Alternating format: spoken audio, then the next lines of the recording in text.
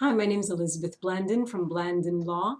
Today's video answers the question, what is the fastest way to get a work permit? And from what I'm going to tell you, you're going to see why it's necessary to come and speak with an immigration expert to find out what works best for you. Definitely the fastest way to get a work permit is if you have a case in process which allows for the application of work permits.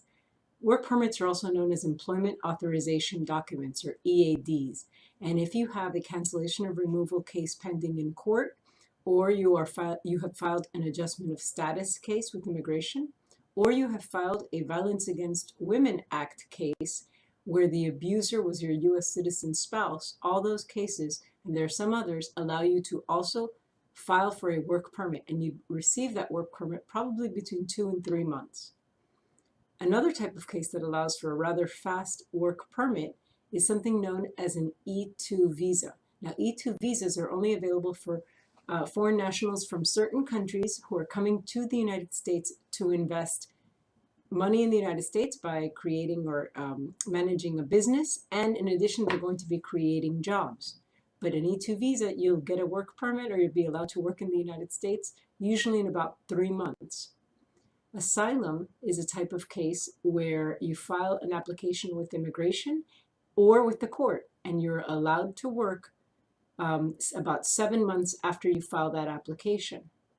There's also, you can also work as an employee of another company if that company has filed for you. An H-1B case that counts against something known as the cap will take at least 7 months to get a work permit, because you can only file for those types of cases April 1st, and you're not allowed to work in the United States with those types of H-1B cases until October 1st. So at a minimum, it's going to be about 7 months. It could be longer. And that's what brings me to the O and L visa types of cases. These are two very good examples of cases where a foreign national is allowed to work. It's a temporary status. O is for people of extraordinary ability. L is for people who are being transferred as a manager or an executive of a multinational company.